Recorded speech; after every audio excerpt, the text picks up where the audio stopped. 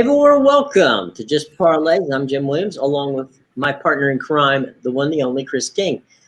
Welcome to Friday, everybody. And it's a very exciting Friday because we got a lot of stuff going on this weekend with a lot of good college basketball. We've got the NFL, of course, championship games on Sunday. And some interesting things, if you're a fan of racing, is the 24 hours of Daytona, which is the Rolex. It's a pretty cool event, and so a little bit of everything this weekend, Chris. Yeah, I mean, it's one of the best weekends of the year, and I guess leading up to Super Bowl week in a couple of weeks, nobody's going to watch the Pro Bowl next week, I don't think. But it should be a good weekend all around. I would say for people that are fans of sports like us. Yep. Those of us who do what we do because we got to do it and we enjoy it. All right, before we get started, we have a guest, and I'm going to tell you a lot about him in just a minute. But first, we have a ton of sponsor information that you're going to want to know. It's in the show box below, but before we go there, let's go here. And that is BetMGM. They are one of our sponsors. They're big fans of Winners and Whiners. Now, here's what BetMGM has for you. Here's what you do. You head over to BetMGM Sportsbook. You select the states that you're in, you hit the registration button, enter your verified code, which of course is the promo code below, which is VIDEOWINNERS when they ask for it. And then you read the offer's terms, conditions before setting up an account. You finish the process, set up your account on the sportsbook, make a deposit of at least $10, place your first real money wager on any sport of your choice. If you win, which we hope you do, you get your winnings and a little bit extra. Now, should you bet and lose, you'll be given a free bet equal to the value of your stake. The maximum on that would be $1,000. The free bet, is credited to your account within 24 hours of the time you wagered, and the bet will expire 7 days after being issued the account, and it cannot be withdrawn for real cash. Now, the link is in our show box below. You must be 21 years or older to participate. And if you live in the area of Arizona, New Jersey, New York, Indiana, Colorado, Tennessee, West Virginia, Michigan, Pennsylvania, the District of Columbia, and Wyoming, you will be available and eligible to be able to be part of that. And as we always say, always wager responsibly. Now, don't forget that Caesars has a deal. Now, Caesars' deal is the same deal in New York, and we welcome Louisiana to this new party. They have the same deal in both New York and Louisiana, which is when they'll match your bet up to $1,500 when you deposit $50 or more. You have to use the bonus code. In this case, as you can see on the screen there, it's different. And by the way, in all of the other Caesars jurisdictions, which we all know about, basically they're going to match you all the way up to $1,001. Okay? So lots of things going on, all in the show box below. Remember that those of you who live in the state of Louisiana, today is your first legal day to be part of the wagering business legally on your sports apps in the state of Louisiana. So as we said before, you must be 21 years of age to participate. And as always, folks, we ask you to, by all means, bet responsibly. Okay? All right. Now, our guest is someone who I've known for about a decade. His name is L.A. Batcher. He has one of the most entertaining and most interesting programs you're going to find. It's the Bachelor Pad. I've been honored to be a guest on a number of his shows there. And we decided, you know what? We need a little Friday fun. And who else to talk NBA, college basketball, and, of course, the NFL than our guest, L.A. Batcher. L.A., welcome to the group. Jim, it's a pleasure to be on with you and Chris. Thank you so much for inviting me. And just one quick correction. It's the Bachelor News Radio Network now, but but it's been so long. You got the bachelor part in correctly, and that's fine. Well, my apologies to you on that. It is the Bachelor Radio Network, and you've got content, entertaining content all the time, and we're here to promote. So look, we'll give you plenty of time for shameless plugs here, my friend. No problem. And I say shameless because that's what I say about it. I didn't say you said it that way or anybody else. I'm the one who enjoys. That's Jim's middle name, Jim Shameless Williams. That's right. That's right. Well, Jim is allowed to do it when he comes on. He comes on and talks sports and politics when he's on my show. So I appreciate it. Well, it's always back to pay the love to the Bachelor. All right, LA. We're going to take a look at some college now. Chris is an expert here at college basketball, among other things. But we tend to stay away from the big stuff. We like to play in the mid majors and show people, some love in the mid major conferences because everybody, pays attention to the ACC and the Big Ten and the Big 12 and the Power 5 conferences. We tend to play more in the mid majors because we like to give some publicity to them and to give some love to those folks. So, unless we're fading teams like Nebraska because they always find ways to blow games. Especially lately in football too. So yeah, they're consistent across the board there, which is it's not harking back to the days of when Nebraska had some pretty phenomenal teams there when Tom Osborne was coaching. But that just goes to show how old I am. So Bob Devaney too. Well, that's true, Bob Devaney. You jumped behind me. So all right, fair enough. Okay, we're gonna throw some stuff up here.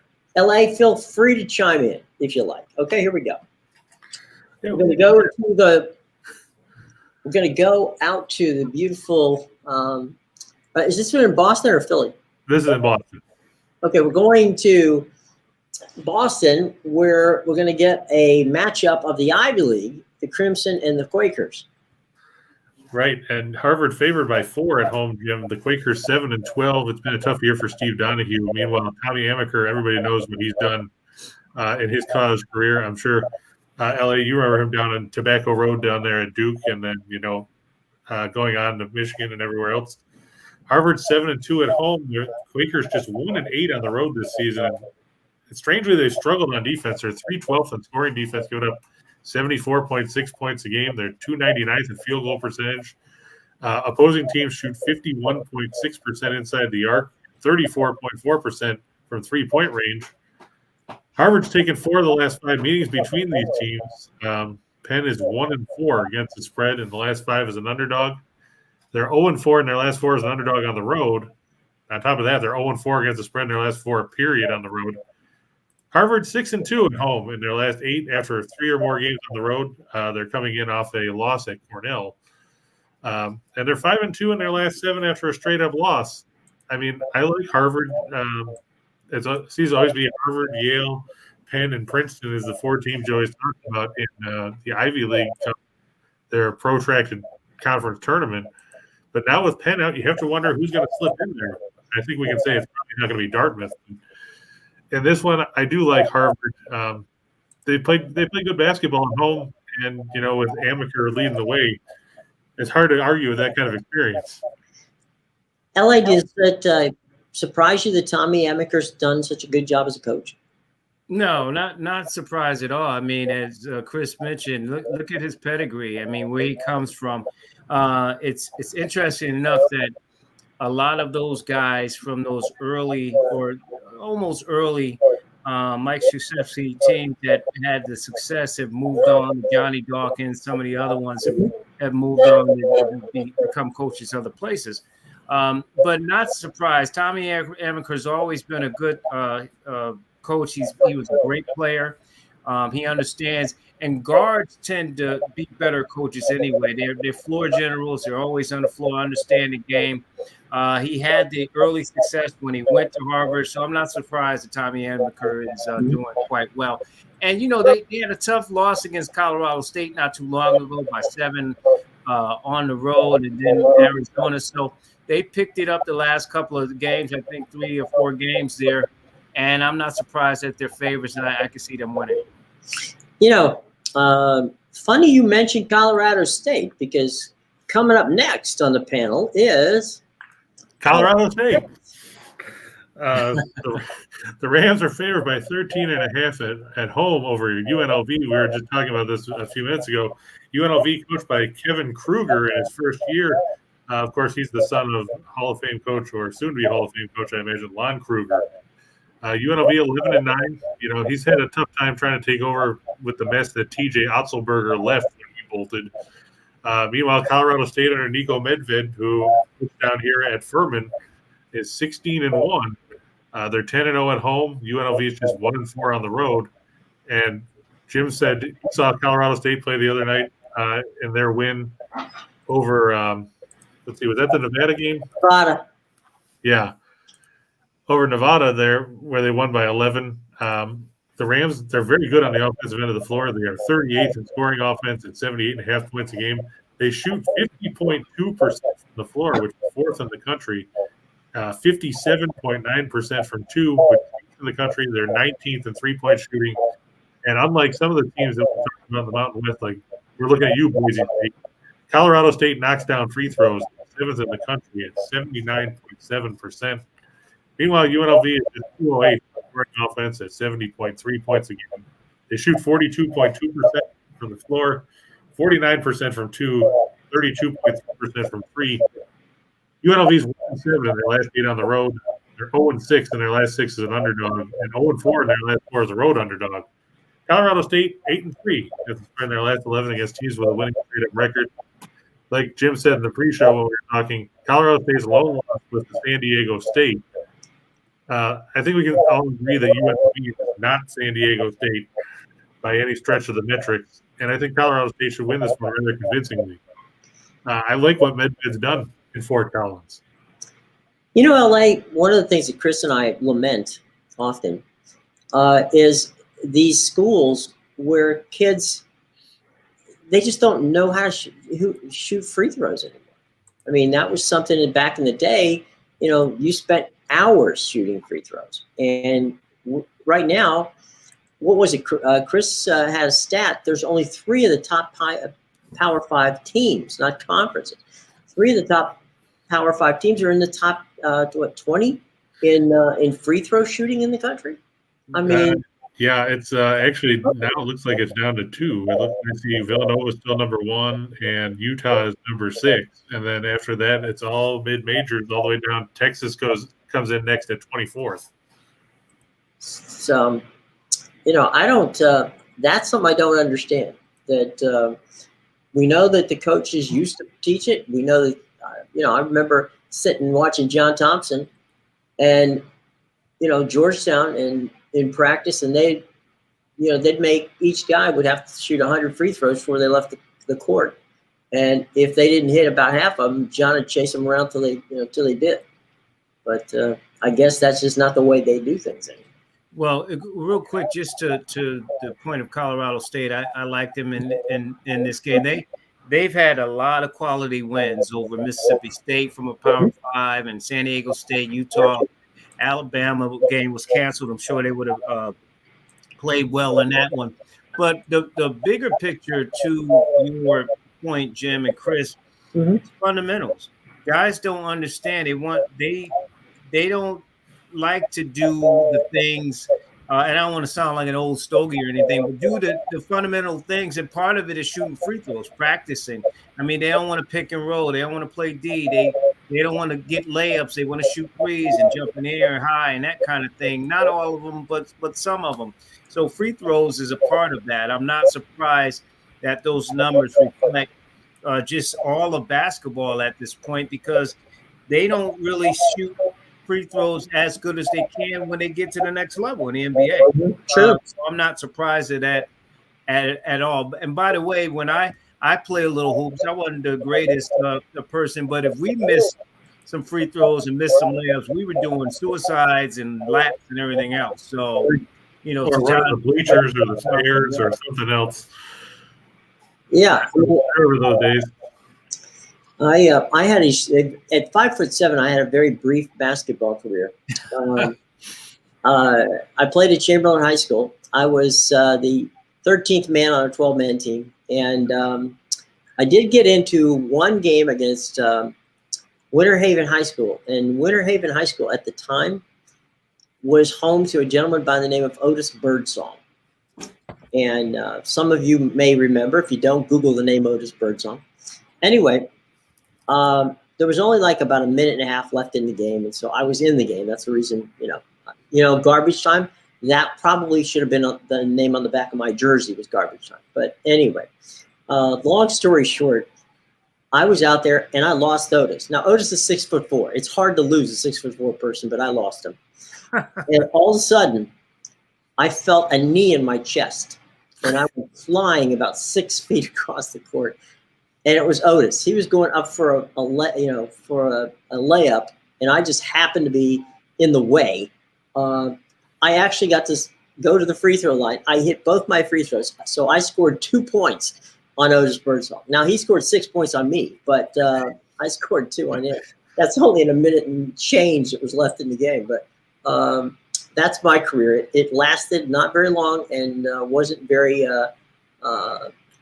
memorable. But Otis is Otis, and he's a good guy. Anyway, speaking of basketball in the next level, let's move over to the NBA and see what's going on with the games on the hardwood in the association tonight. Yeah, we got the Hawks hosting the Celtics. If you talk about a couple of teams that are bipolar this season, I don't think you can look at two better examples than the Celtics and the Hawks. These teams are completely inconsistent. Boston's 25-24. Atlanta's 22-25. Atlanta has won 5 in a row. Of course, that comes on the heels of a lengthy losing. On the plus side, the Hawks are actually healthy, which is something that they haven't been in quite a while, where that massive COVID outbreak that took out seemingly everybody worth anything on their roster. Their only missing pieces tonight could be Danilo Gallinari, who's out with or questionable with an irritated eye, and a DeAndre Hunter, who is questionable with discomfort in his back. Atlanta, 7th in the league in scoring offense, 111.4 points a game. They're 9th in field goal percentage. They're 3rd in three-point shooting. Boston is 19th in scoring offense. And that's something I don't understand, LA. When you've got Jason Tatum and you've got Jaylen Brown and you've got Marcus Smart, what's going on with the Celtics that they're not scoring any points? I think the problem with the Celtics is twofold. Number one, they don't have a lot of depth on this team. And number two, they have 2 similar players. They got 2 wing guys that can, they're not guys that, how do I say, can beat you off the dribble and pass it off for an easy layup. They're guys who can beat you off the dribble. They're guys who run the fast break, get out on the wing. So one side of me says maybe you trade one and get something back to add some size and a different type of player. You definitely need a point guard who can say, I'm going to distribute this. Or you add to those guys. You help those guys, you add. And I think it's probably the latter. You don't want to give up talent because they're similar players. You just need a point guard to direct that offense, to direct that traffic. I think that's the problem with the Celtics. The Hawks are I thought they were a year away. I think they blossomed last year, but they're really not that team from last year. And they're going through some growing pains. And Trae Young is, they're calling fouls and offensive fouls against them and all those type of things. They're going through some growing pains. So I think that's the reason that the Hawks are struggling, and certainly the Celtics have 2 great players. They need a point guard that's going to help them distribute and deliver down the court. Yeah, it's clear that Dennis Schroeder is not the answer at the point as far as that goes. No. He's a good player, but he doesn't command it like Rondo did. Like, okay, this is what we're going to run. Schroeder's a good player, good defensive player, but he's not that type of guard that these 2 wing guys need to find. The trade deadline's not that far away. LA, what if you mentioned point guards? Is there anybody out there that you think that Boston could get? I mean, I just mentioned him. Bring him back. He's been bouncing around all over the league. Listen, Rondo, say what you want. In the regular season, struggles a little bit. He's not the greatest perimeter shooter, but playoff time, he's proven. He's done it, and he did it with the Celtics. He did it and helped the Lakers. He's done it all over the place. There's a few other guards out there, but he would be at the top of my list if you can get him. I don't know what would go into what he's got in terms of his deal, but I certainly look at a guy like him. Well, you're right. I mean, I could see him coming back to Boston. And, if you go back in time, there are a lot of guys who, ran that same point position that really, a lot of people thought were past their prime. But, as long as you're a field general on the court, you can really you can make it work. And look at how long John Stockton stayed out there. Right. And, a lot of people say, well, he's lost a step. He's lost this. Yeah, he may have lost a step, but how come he keeps winning games and you don't? So there were a lot of people that going back in Boston, even all the way back to Tiny Archibald. Right. And Dennis Johnson. Both those guys played that position. And really, did they score a lot of points? No, but they made sure everybody else did. Right. I mean, if you look at teams out there that are really struggling, like Orlando, if you look at a guy, I mean, he's a younger guy, not as experienced, but you look at a Cole Anthony or someone who has that energy, who can either get a shot and kick out to those guys, or be able to run the offense. Because you both know, Chris and Jim, in the NBA, it's all about the half court. What do you do in the half court? Teams are not going to let you run up and down the court. It's about playing the half court. Can you execute your offense in the half court? And that's what Boston needs to be able to do. But the only way to do that is to have a solid point guard. Absolutely. All right. Well, I have a question that's not on topic of this game particularly, but we've heard rumors about how the 76ers want James Harden and they want to package Ben Simmons in a deal. Which one of these teams why would Brooklyn want to take on Simmons over Harden, given the fact that the nucleus that they have right now? Well, as a Sixer fan, I would take that deal in a minute, not just because of Harden and the talent that he brings, that he's going to open it up even more for Embiid if he's on the court, if Harden joins him. But Philly screwed this up so much with Ben Simmons. The man, I call it peanut butter sandwich, was at the end of the playoffs last year. Jim, I've used that on the air. That means when you eat peanut butter, sometimes it gets in your throat, you choke a little bit. Right. Ben Simmons was peanut butter sandwich last year, and he said he didn't think he could play here. He told the 76ers organization, Right. I don't want to be here anymore. That's the time you move him. Now, who's going to take him? The big salary, the headache, all the media frenzy. If he comes to your city to play, they blew it. And now they're going to have to, pay him and say, go away. Or they come to some agreement to buy out some of it. He takes a little cut and he walks away. But if anything's going to happen with him, I just don't see it during the regular season. I see it in the off season. And I'm going to tell you, if this GM doesn't get it right, then he might be looking for another job. And speaking of point guards that Daryl Morey had issues with, let's talk about John Wall. Could John Wall go somewhere? And would he help a team like Boston? I don't see. Ben Simmons is a talent. Like, you don't get a Magic Johnson type guy that size who can handle the ball, but even rebound better and be as dominant if he wanted to be, as inside. He can post, he can do all those things, but he just never developed at the free throw line, like you guys said earlier, and his perimeter game. With John Wall, before all the injuries, yes, someone would take him. He was rumored being swapped out with Russell Westbrook with the Lakers. I can't trust John Wall. He hasn't played enough. So if I'm a GM, I don't want him. I know Morey and his issues with players and point guards, but I wouldn't touch. I go nowhere, John Wall, just because of the injury. I think he had 21 points in average last year, but he played like 40 games or what, 30 games. So I don't want that, especially he's old. I think $43 million. So, That's true. that's a lot. That's And what do you think about Westbrook? Why do you think he's actually a fit in Los Angeles, or do you think that that's just a train wreck? So Russell Westbrook, the Lakers should have known what they were getting into. He's not going to shoot for a high percentage. He's an energy guy. He's going to give you 150 trillion% up and down the court. He can rebound. He's a triple-double machine. But he's not going to be the guy that's going to knock down shots. He struggles even more at the three-point line.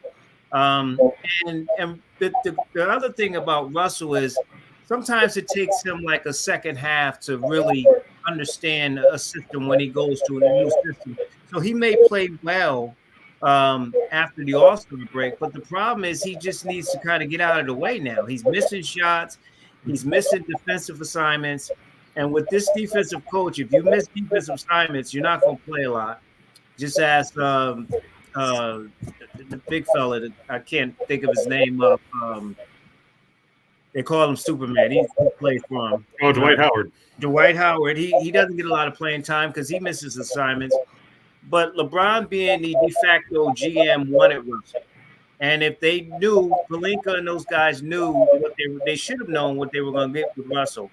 So they're stuck with him. No, I don't see, who's going to take him again. He's a $44 million guy. He's owed a bunch of money, and he struggles wherever he's gone.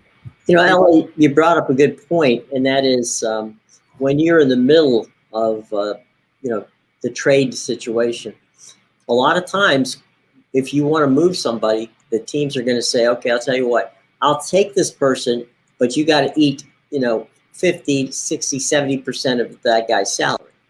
And that's where you find out how much they really want to move somebody. If you're willing to eat that salary just to get rid of them, then you might find some takers. But as you said, at $44 million, that's a pretty big sandwich to eat. That's almost as tough to swallow as your peanut butter sandwich.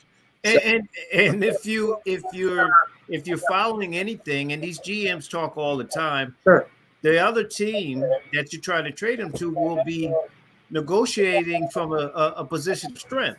Sure. You know you want to get rid of Russell, so here's what you're going to get now. It's sort of like the Aaron Rodgers thing, in that situation. But I like Russell's energy. I like that he's probably the hardest working guy in terms of just trying to get up and down and try to make plays.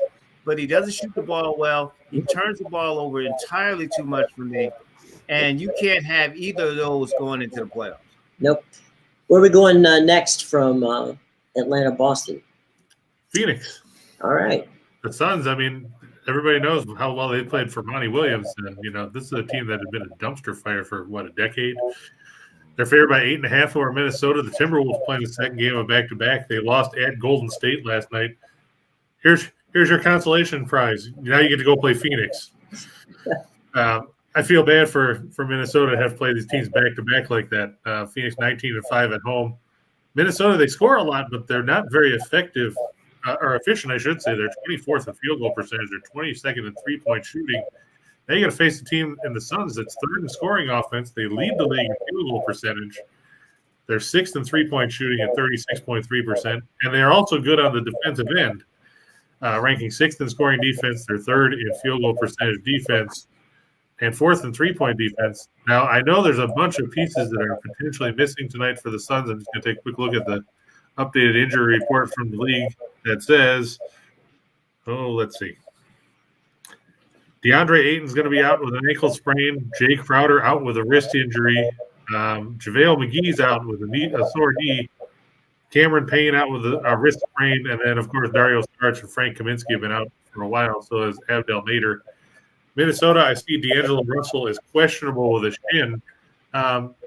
Even if the Timberwolves are at full strength, do you think that they can battle with the Suns here in LA?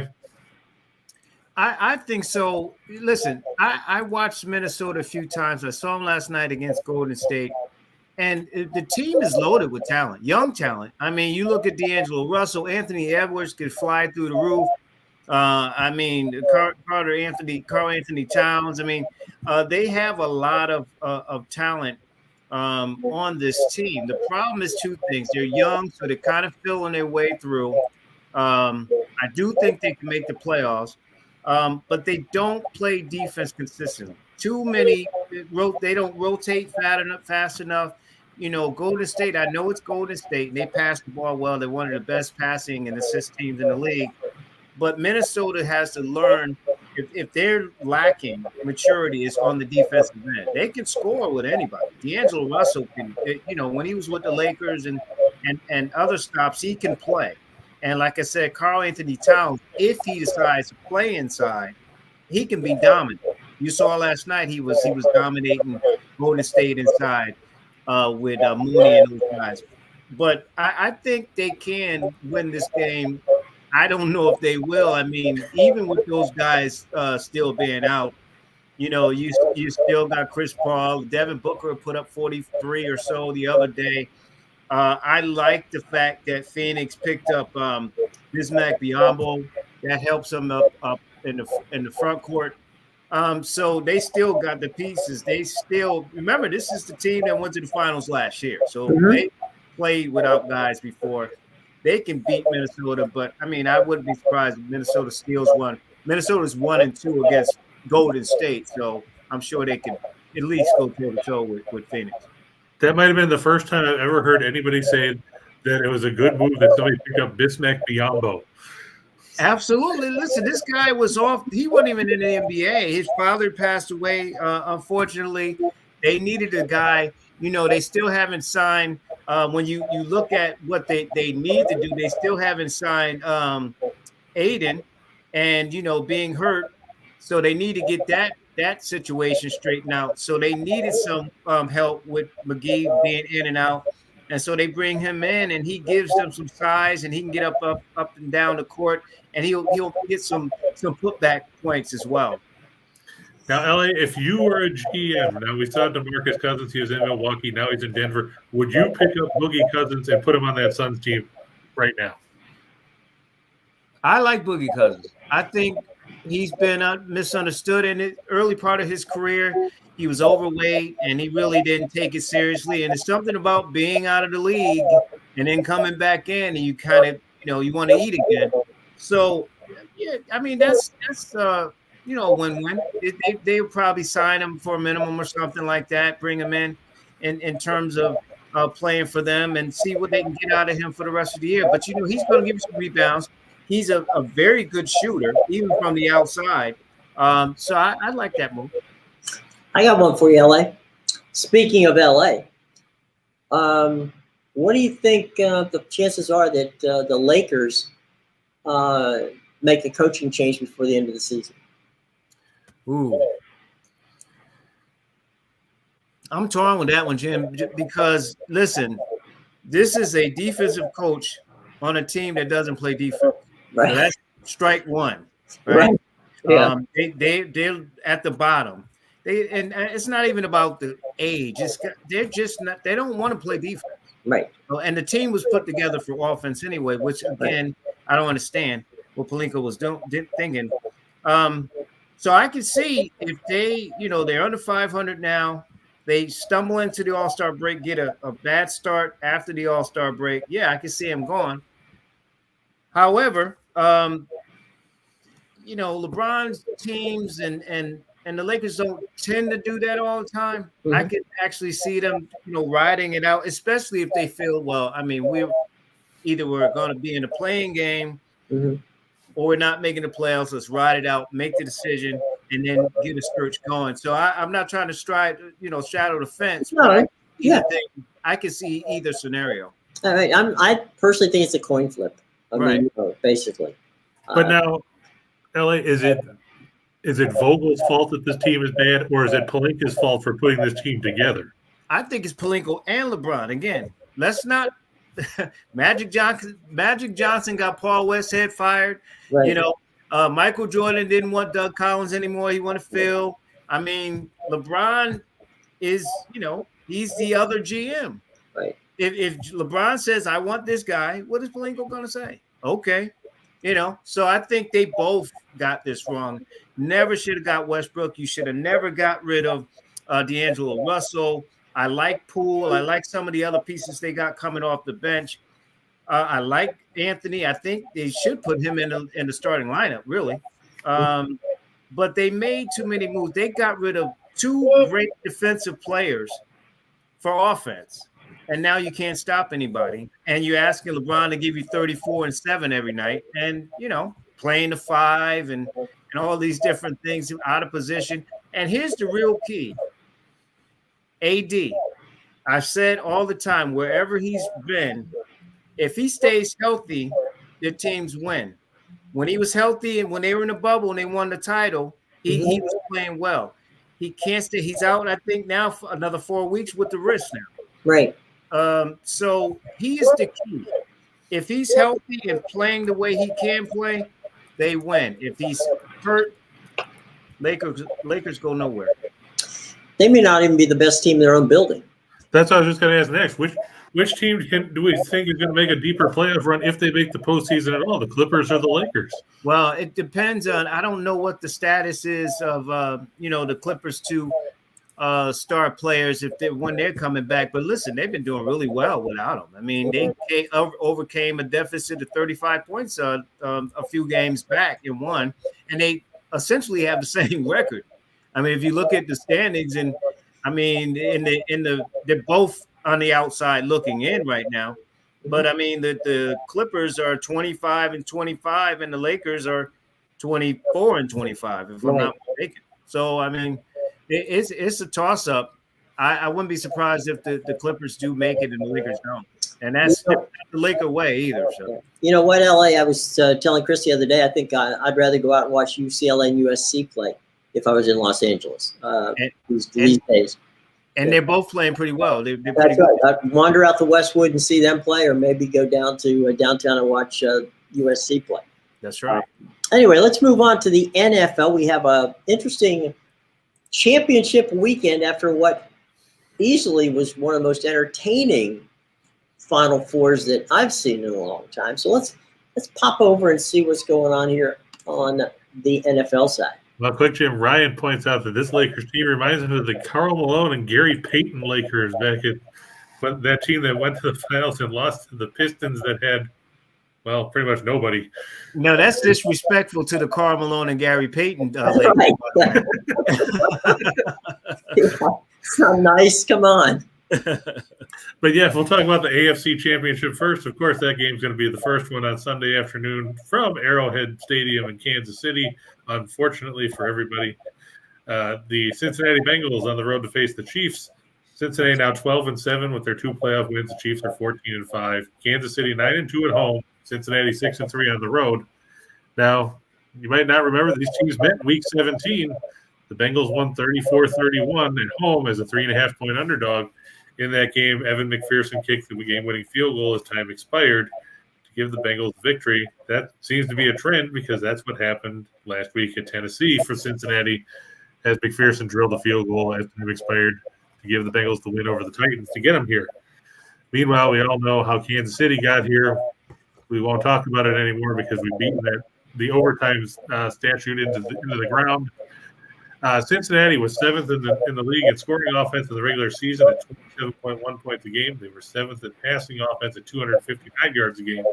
They don't run the ball that much. They're 23rd in rushing offense at 102.5 yards a game, despite having Joe Mixon in the backfield. They're going to have to deal with the Kansas City defense that's 8th in scoring defense at 21.4 points a game. They're 27th against the pass, 251.4 yards, and 21st against the run. Everybody knows Kansas City's offense runs through Patrick Mahomes, Tyreek Hill, and Travis Kelce. They were 4th in scoring offense at 28.2 points a game, 4th in passing offense at 281.8 yards a game, and 16th with the run. Cincinnati 15th in scoring defense, 26th against the pass, 5th against the run. One interesting stat for you, Jim. Patrick Mahomes and the Chiefs became the second team to score 40 points in back-to-back playoff games with their win over Buffalo on Sunday. Do you know who the other team was?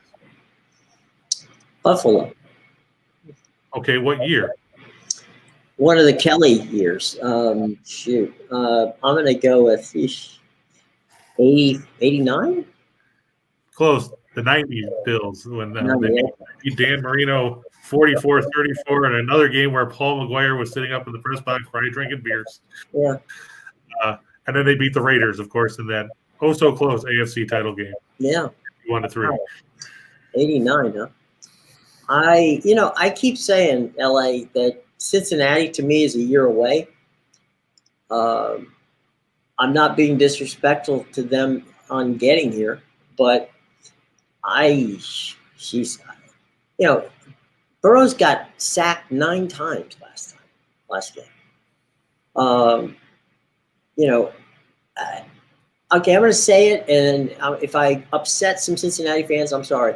Did Cincinnati win that game against Tennessee, or did Tennessee lose that game? Because to me, Tennessee lost that game. Well, as a Steelers fan, I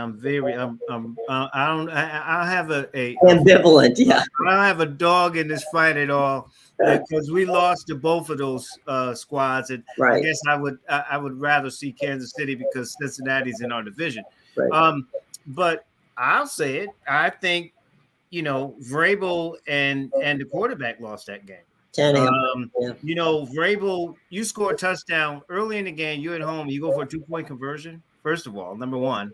Right. Number two, you make all of these changes and concessions and doing all these different things, making sure you get home court. So the best running back in football can play for you, and yet you don't run them that much. And his backup had 4 carries for 60 yards or something. Right. You put it in Tannehill's hands? It's so. I have respect for Burrow. He scares me in that division. Mm-hmm. And Chase and Boyd and Higgins and all of these guys they have and Mixon on offense. But Tennessee clearly peanut butter sandwich that game. They really blew it. And Vrabel it's nice when you do it in the regular season, a fake punt and stuff, but some of the stuff he does, I just shake my head. And Ryan Tannehill is not the guy that's going to get you to a Super Bowl. He's a little bit better than Carson Wentz, in my opinion, but he'll never be, that guy that when you need that 2 or 3 plays in the game to, that drive late, I'll take Jimmy G. You see what Jimmy G's done late in the game, Tannehill looked like the Tannehill of the Dolphins in that game. So I think Cincinnati didn't win the game. I think Tennessee gave it away. Right. And to your point, like you said, LA Foreman had 4 carries for 66 yards, and you watch Tannehill the first play from scrimmage. He goes out there, and everybody knew where he was going to throw the ball. They got read for an easy pick. Then they drive down the field. They run the ball for 60 or so yards on that first drive in the second half, and you get first and goal, and Tannehill tries to throw again, and it's an interception. The Titans ran for 140 yards. They averaged 5.2 yards a carry. Why wouldn't you run the ball? And you just set up that Cincinnati defense. If you go away from the run game, they got guys who can get after the quarterback, which puts pressure on Tannehill. He's trying to force the ball. Listen, I know it's a pass league and a quarterback league, but I was very shocked and surprised in a little way that Tennessee got away from that. Tennessee's one of the few teams like the 49ers that know who they are. We're going to run the ball, play action and that kind of stuff, jet sweeps and things of that nature, but nothing real fancy. And they just went away from it. They just said, here, Cincinnati, we sacked your quarterback 9 times, but we want to give you the game anyway. Yeah, I'll tell you what, LA, I sent a text to Brian Billick, and Brian sends me back a text and says to me, Ryan Tannehill is no Trent Dilfer. And That's a good point. And he said to me, I texted him back, I go, Trent Dilfer, huh? And he said, Ryan Tannehill, he goes, what you want is a quarterback who may not be able to win you a game. But what you want is a quarterback who may win you a game, but isn't going to lose you a game. And he said, that's why I said, basically, when he was talking about Trent Dilfer. You could say the same thing for Rich Gannon when Rich was in Oakland. You could say the same thing for Brad Johnson when Brad won that Super Bowl for John Gruden when he was coaching Tony Dungy's team. So there are those guys who can do what you're talking about. Ryan Tannehill clearly isn't one of them. I wonder if he would have said, if Brian Billick would have said that Ryan Tannehill is no Tony Banks either. Well, he didn't say. I didn't ask. So he clearly used Trent, evoked Trent Dilfer because Trent Dilfer won him a Super Bowl. So I'm pretty sure that's why.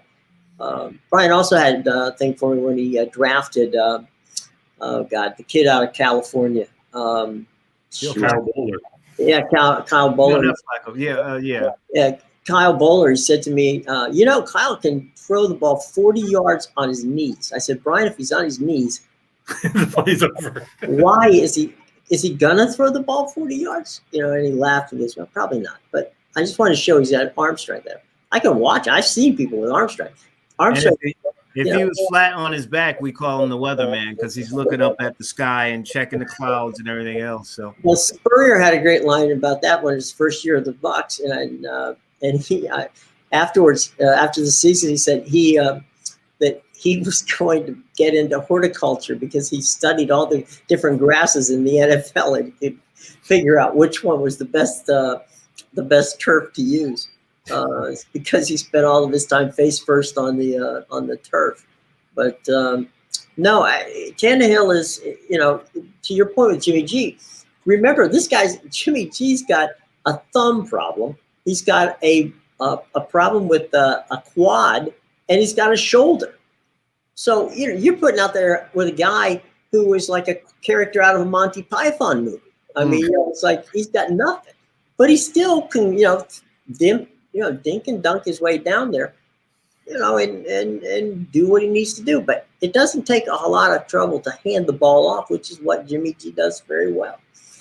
But back to this one, Ellie, do you think Kansas City's defense can keep up with all those weapons that Cincinnati has? Like you said, with Boyd and Chase and even CJ Uzomah at tight end, and T. Higgins and Mixon. I mean, that's a lot of weapons to try to cover. We saw that Kansas City struggled last week against the Bills.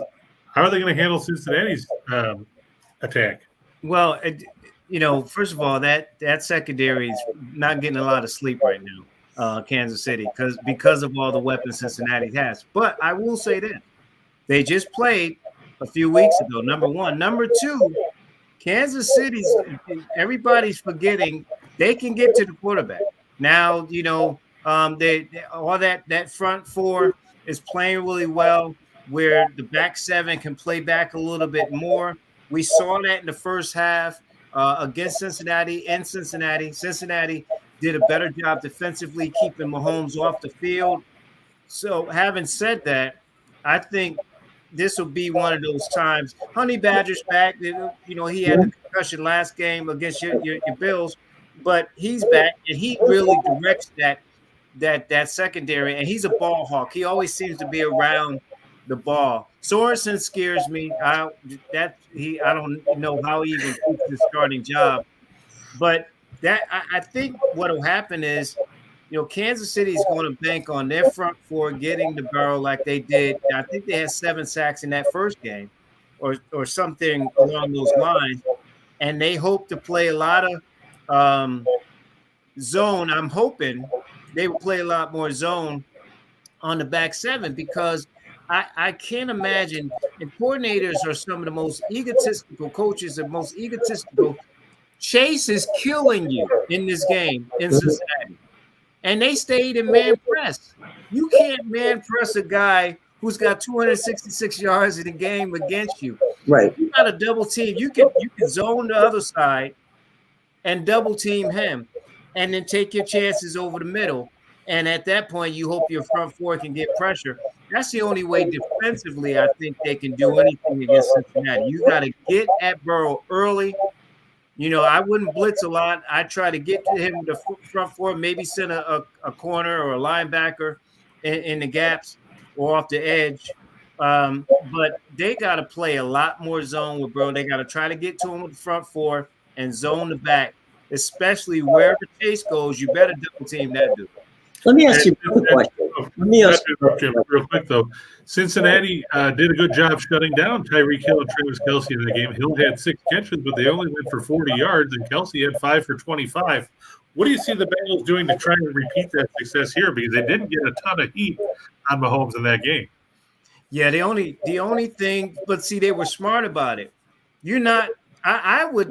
You gotta double team Hill and Kelce. There's no way, especially Kelce. Kelce will kill you over the middle all day.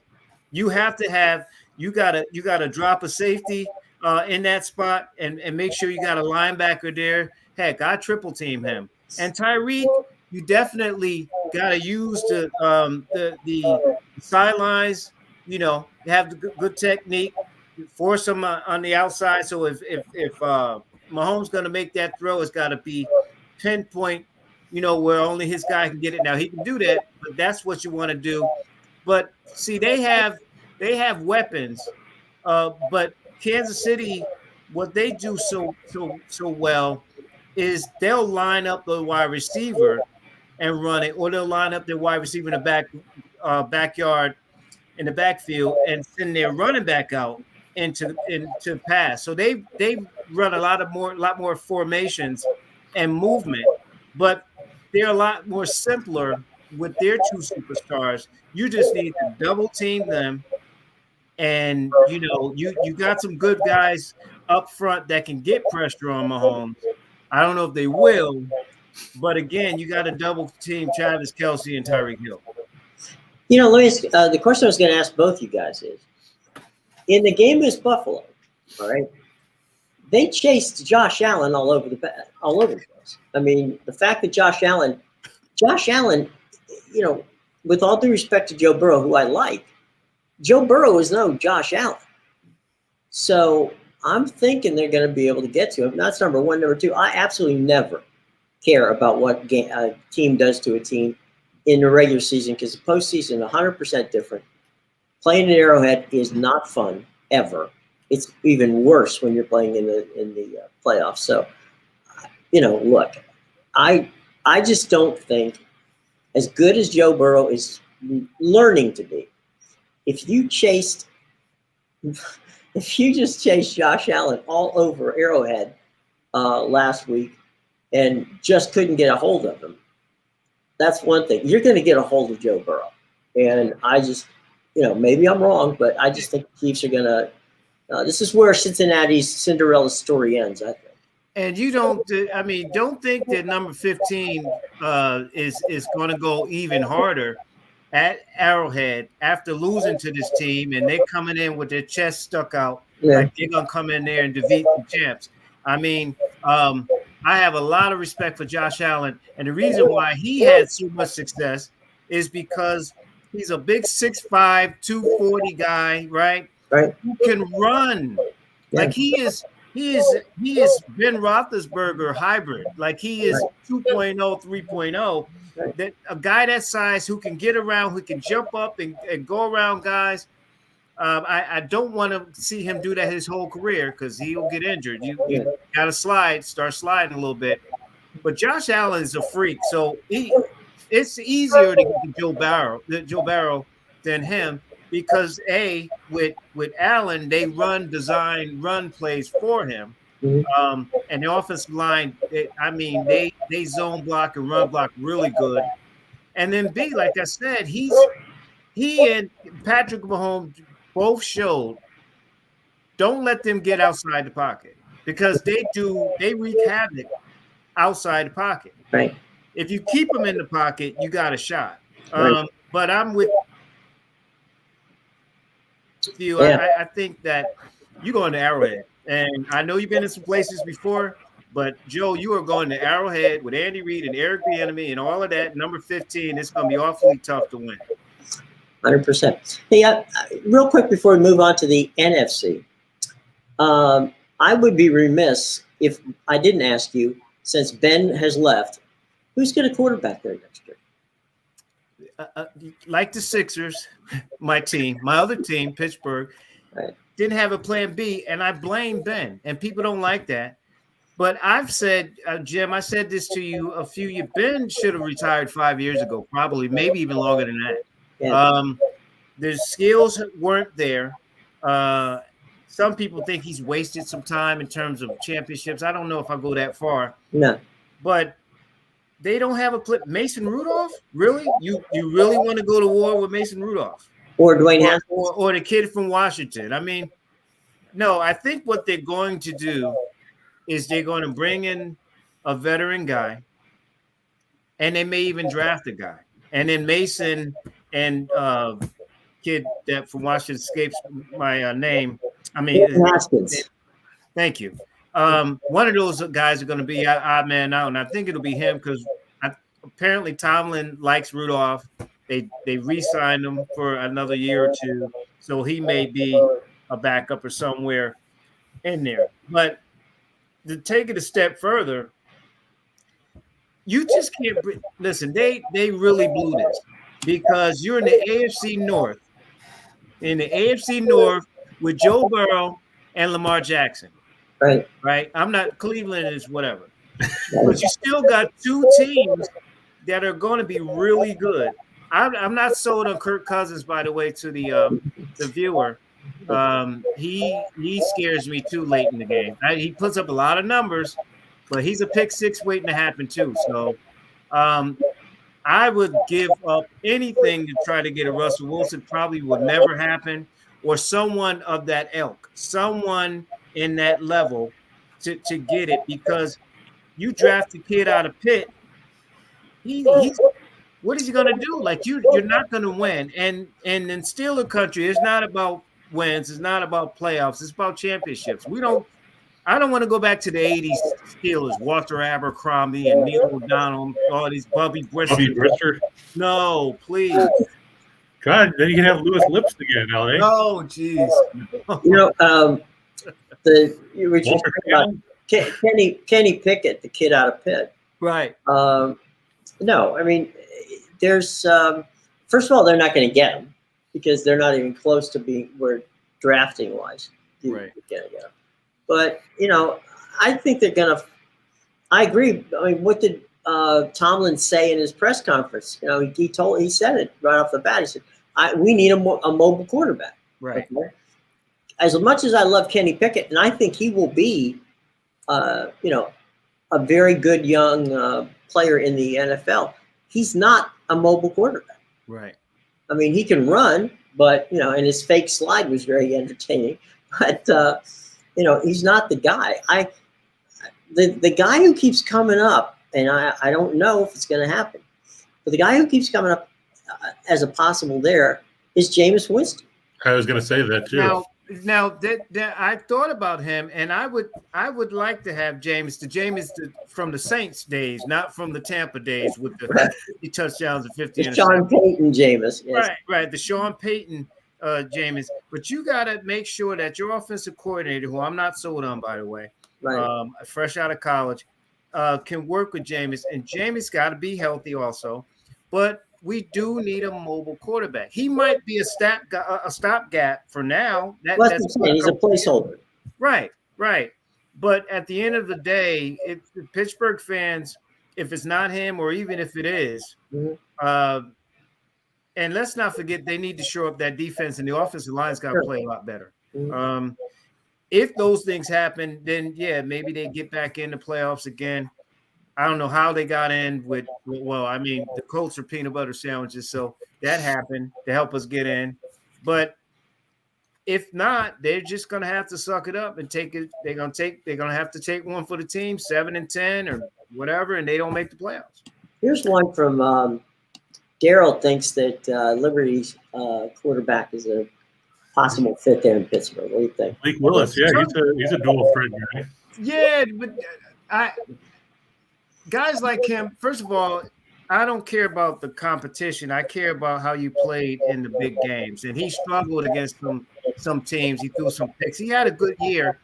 But just in the bigger picture, I just don't see any quarterback in this draft that wows me, right? Pickett is good, but the other part of it, to what Jim said, I don't think any of those guys will be there by the time the Steelers draft. So Winston might be the stopgap for now. Keep Mason Rudolph and Haskins and go from there. That might be the way they're going to go. The only reason Mike Tomlin had a very good meeting with Jameis before Jameis signed with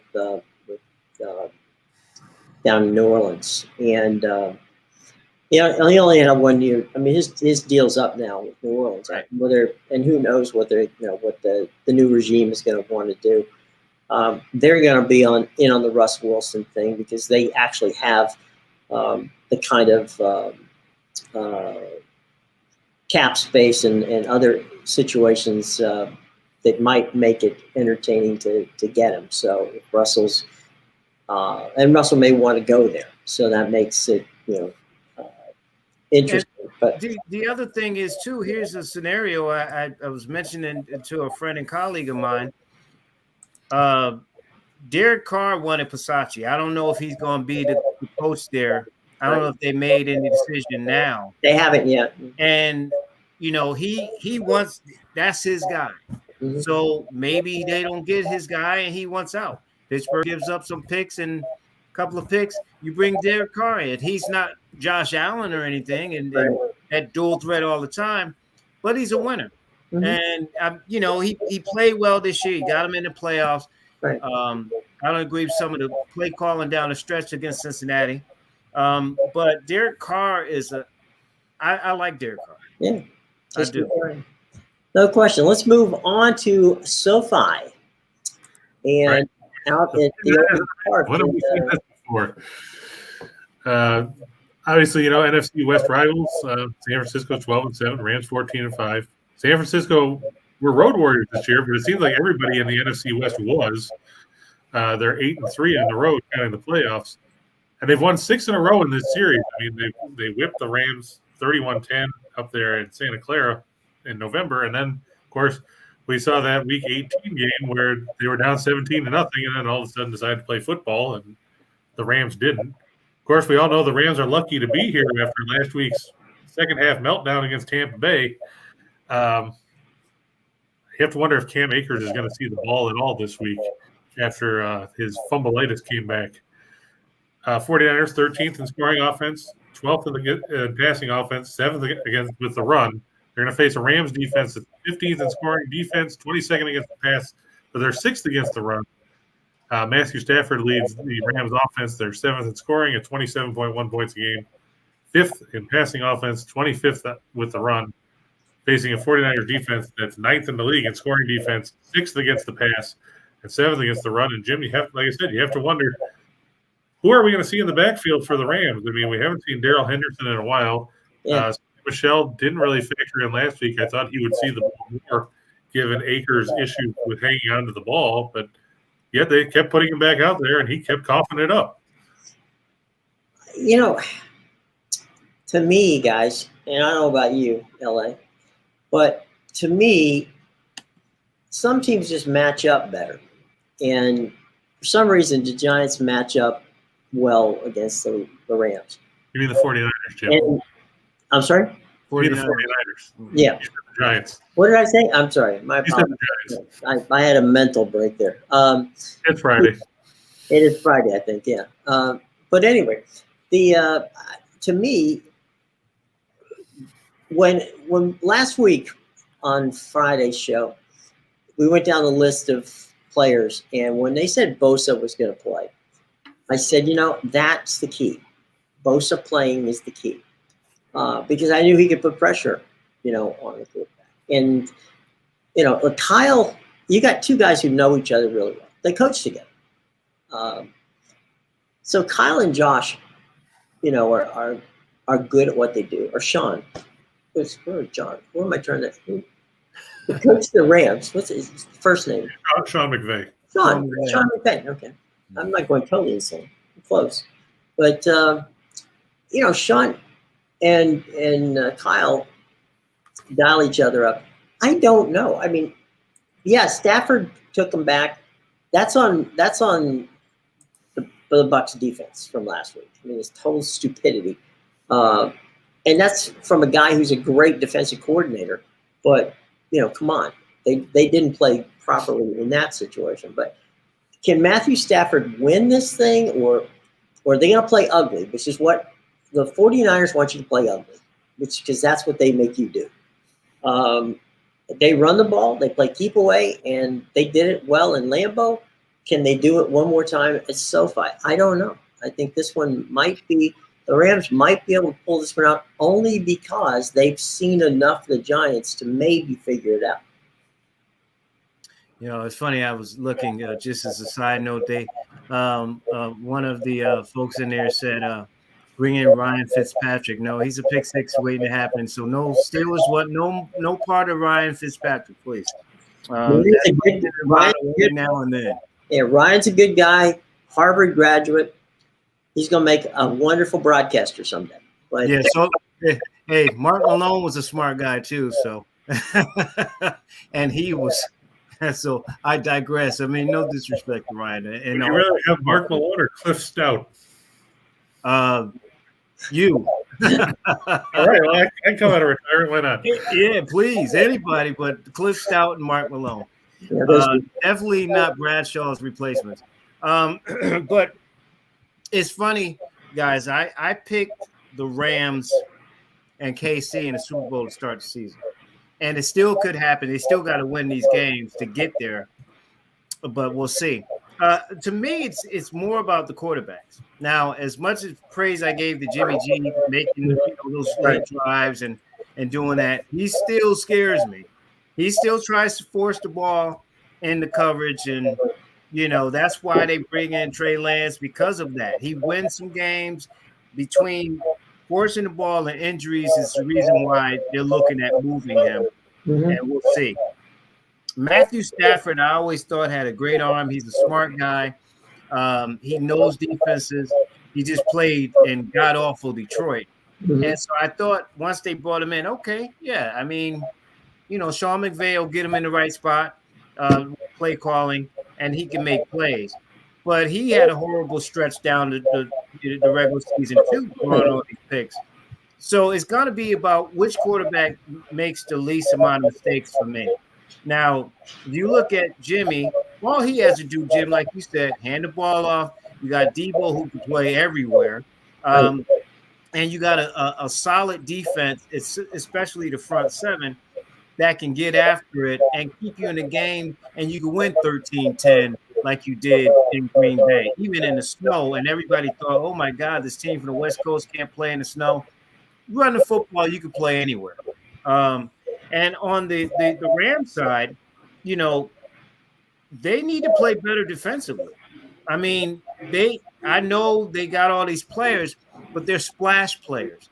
But as a unit, they've struggled, especially in the passing game, which favors them because San Francisco don't really throw the ball a lot. I mean, they might as well give Aaron Donald his jacket now. I mean, I'm biased to T.J. Watt this year, but Aaron Donald is Aaron Donald. And then Patrick Ramsey and those guys, they bring in the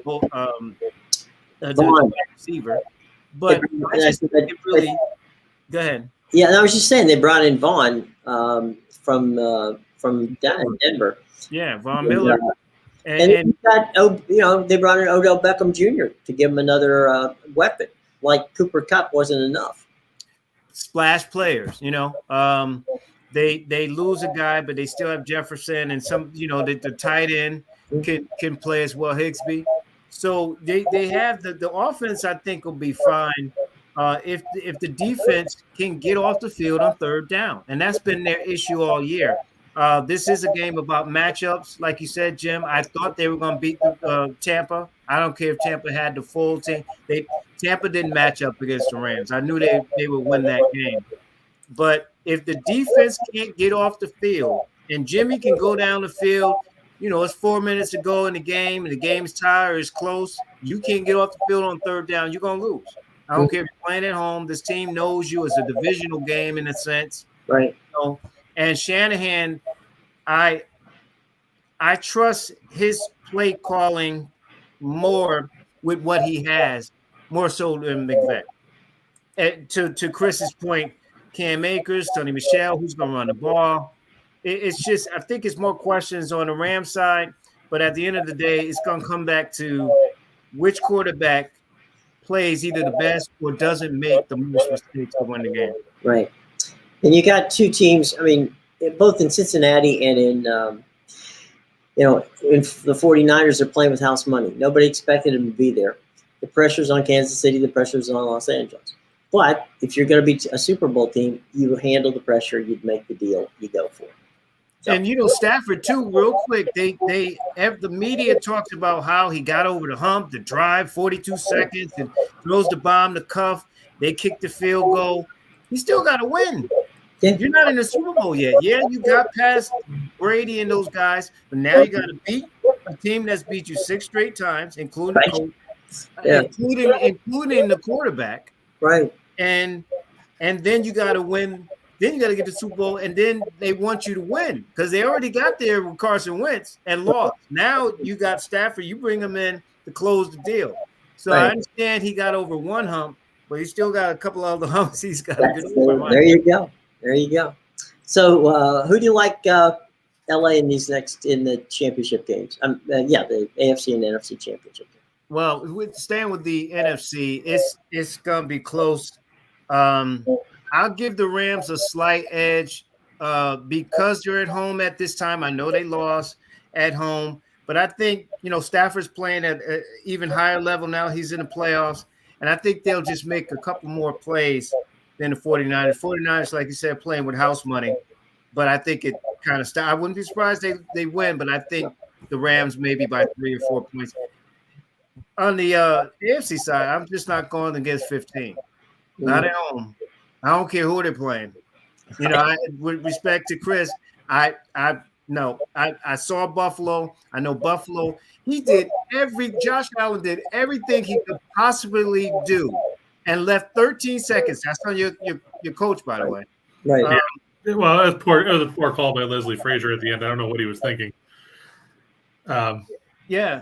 I mean, Jim and I have talked all week about how the overtime rules are horrible. I mean, but the bottom line is they could have won in regulation. They didn't. I mean, right. And now, you got the number 1 total defense in the league. You got to get a stop. You have to get a stop. You hold them to a field goal, then Allen comes back on the field. Maybe he scores a touchdown or field goals, double overtime, but you got a shot. But your defense got to stop them. But I'm going with Kansas City. I can't bet against Kansas City against at home with Mahomes. Okay, LA, it's time for shameless plugs, my friend. Oh wow, it's shameless plugs. Shameless plugs. Look, you gotta follow this man. This man, LA Bachelor. He's right there below me. There he is. Okay. He's a fantastic guy. We have a lot of fun with him. He's very knowledgeable. He can talk politics. He can talk sports. Talk a little bit about everything. And he's at the Bachelor Radio Network. Talk about it, LA. Sell it for us, babe. Well, it's the Bachelor News Radio Network, and I've been broadcasting for over 30 years. And we, like Jim said, we talk about sports, politics, some social issues. We deal with HBCU sports and issues, historically Black colleges, universities. And, really, water cooler stuff. We get into everything. We're based on sports, but we have an umbrella of a lot of different things. You can catch the show Mondays from 6 to 8, either on LA Bachelor at YouTube, or you can go to StreamYard and watch it like you guys. And on Thursdays, I actually do 2 shows, but I'll just say between 5 and 8, same thing. You can watch it on YouTube at LA Bachelor, BATCHBLOR, on Thursdays. So we're live Mondays and Thursdays. The rebroadcast, you can watch. We're on Fire Stick, Amazon Fire Stick, on Big Mind Entertainment. You download it there, and you can watch the show. You can also watch it on iTunes, TuneIn, Spreaker, anywhere you can catch a podcast. You'll catch it there. You can follow us on Facebook at Pad Nation, PAD Nation, on Twitter at Pad Nation, the number 2, on Instagram at LA Bachelor. And if you want to know more about the show and get involved with the show, you can email us at labachelor40@gmail.com, labachelor40@gmail.com. If I can say one quick sure. before we go. Just the final thing about the NFL. As an African American, I'm appalled that we went from 8 black coaches down to 1. And Eric Bieniemy, your late Leslie Frazier, Jim Caldwell, Jim, Byron Leftwich, there's a few other people out there. When are you going to get 8 out of 32 was a bad number in itself. Right. Now we're down to 1. Tomlin being the only one. You can't tell me, Tomlin doesn't have a tree like Belichick, right? Yeah. He came from the Dungy tree. Right. And Eric Bieniemy specifically calls the plays. The reason I know, because Andy Reid said it.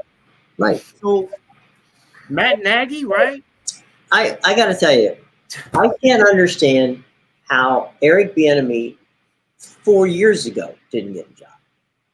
Okay, if I was owning a team, and I needed a coach, it damn sure wouldn't be Urban Meyer. It would be Eric Bieniemy. Who do I want with a young kid who just came out in Lawrence, Trevor Lawrence, comes out, star player that he is.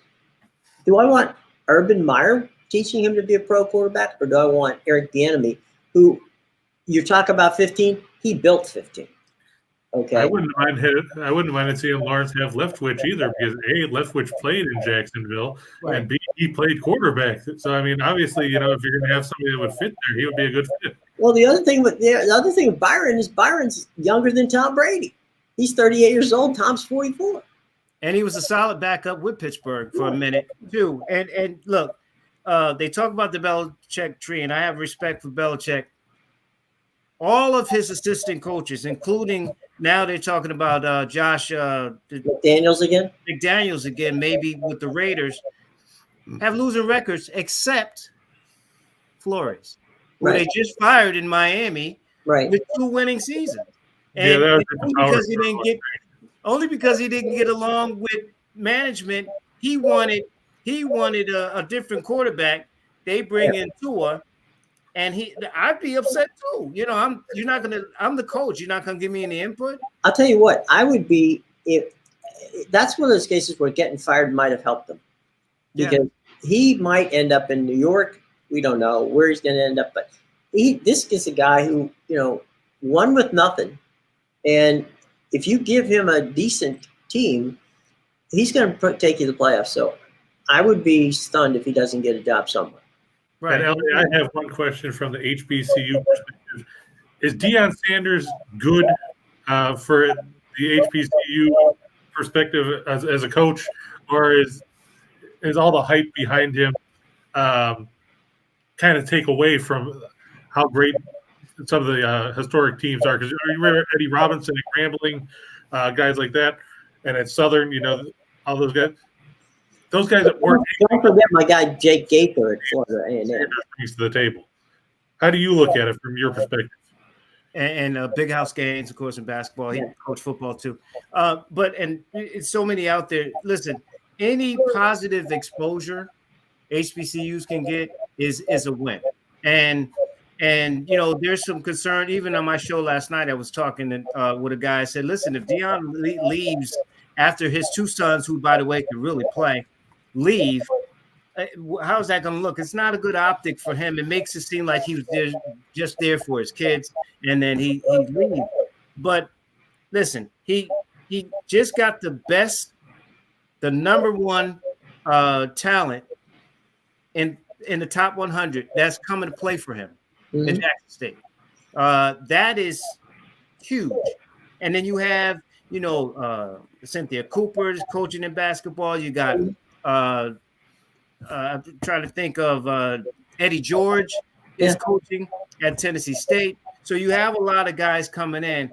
Anything that can bring some positive exposure.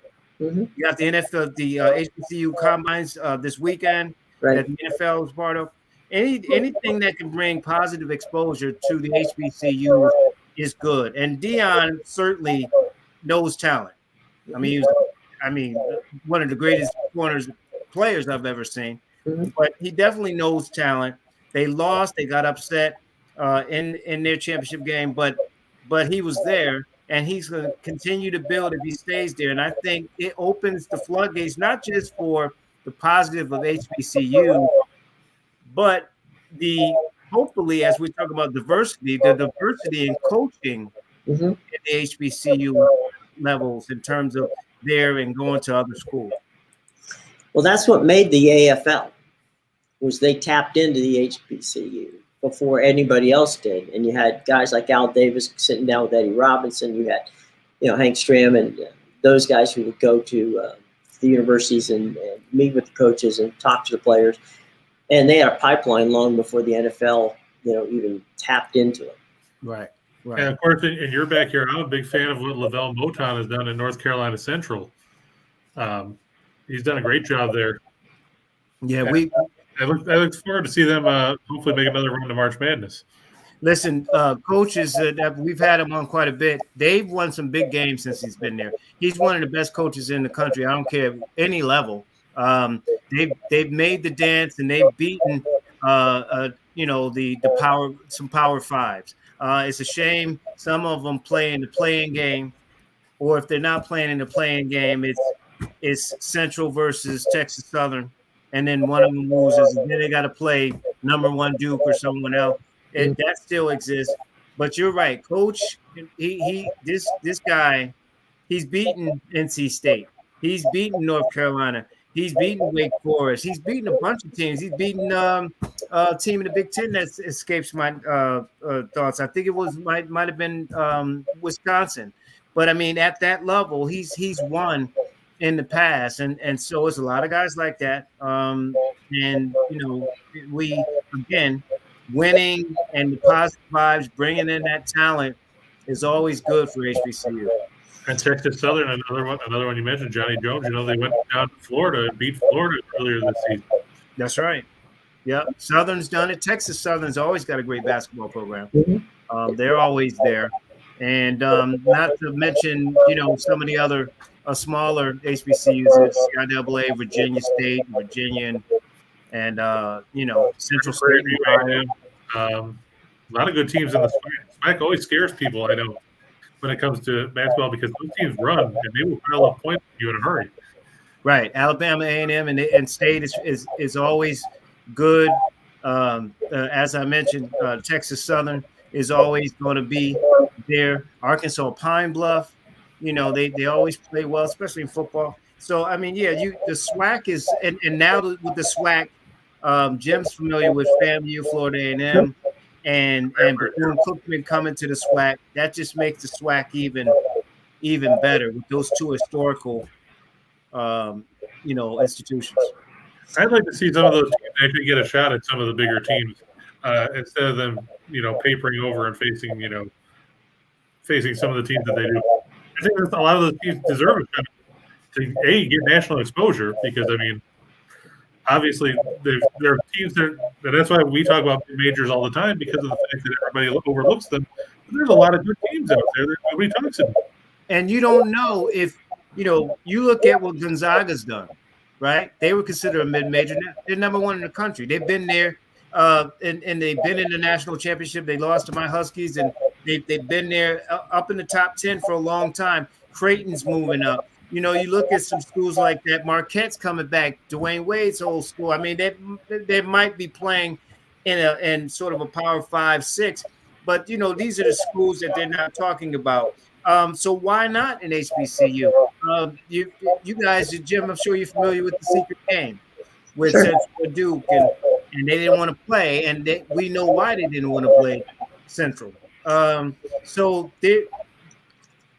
those programs either play you at home, so you get some of the the revenue to help your school, or they don't play you at all, especially if they saw you beat one of the Power Fives or you beat them before.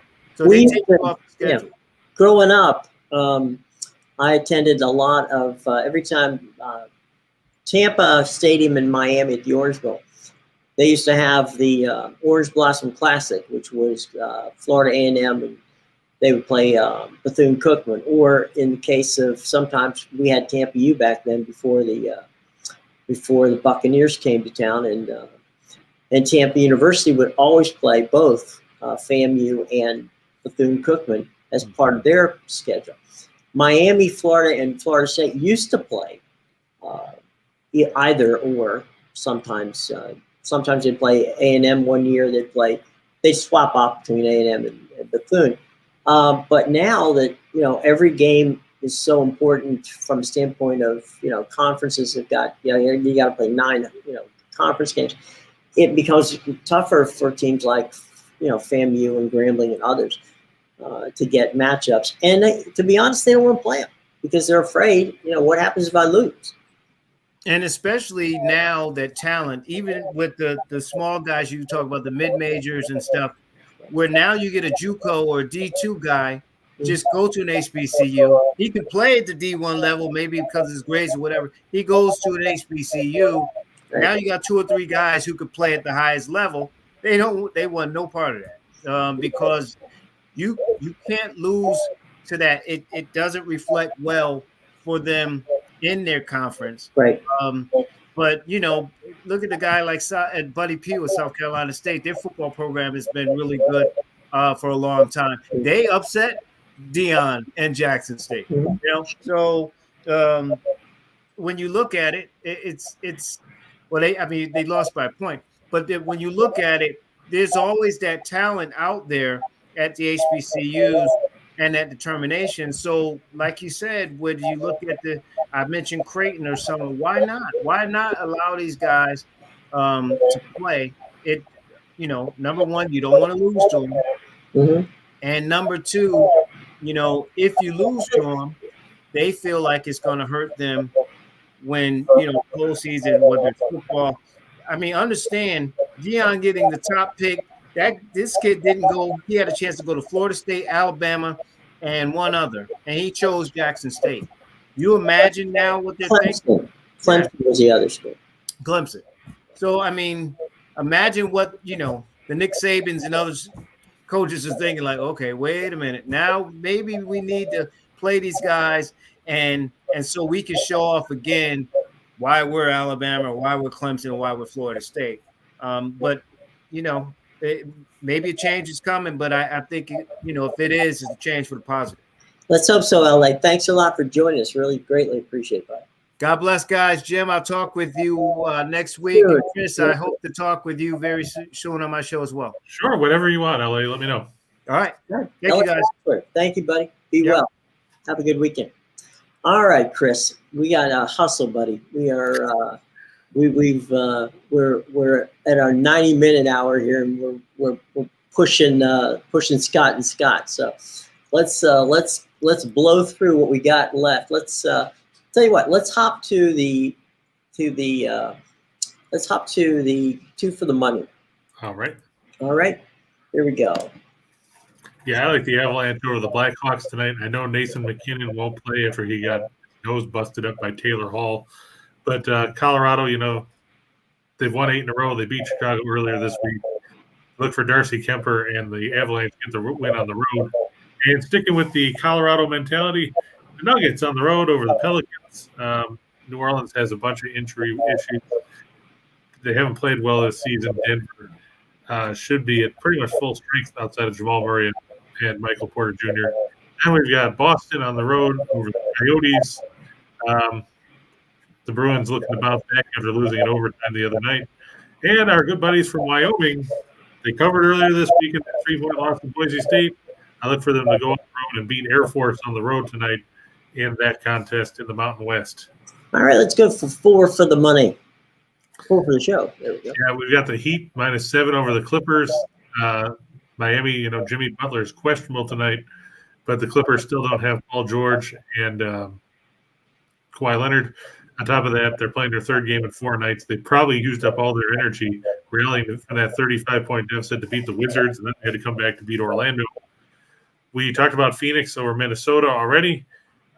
Pittsburgh, I expect to bounce back after that disappointing showing last night against Seattle where they lost 2-1 in overtime.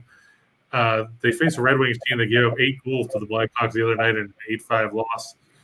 And Colorado State, we talked about, they're a very good team. Look for them to beat UNLV. And time for our menu. the shot in the dark. Yeah, we said Harvard over Penn at the beginning of the show. The Crimson play well at home. Fresno State, they're a 2-point underdog at home against Boise State, which is surprising given the Bulldogs are 9-0 at home this season. You get Wright State +2 over Cleveland State. That's also at Wright State, so it'll be in Ohio. San Jose State +10 on the road over New Mexico. The Lobos will probably win this one, but I don't see them winning by double digits. They've had their struggles. The Bulls +1 on the road over the Spurs.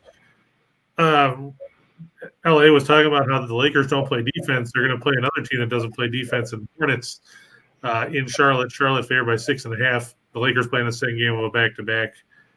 You don't know if you're going to see Anthony Davis. You don't know if you're going to see Ron James. I like Charlotte there. Portland -2 on the road over the Rockets. Houston is just terrible.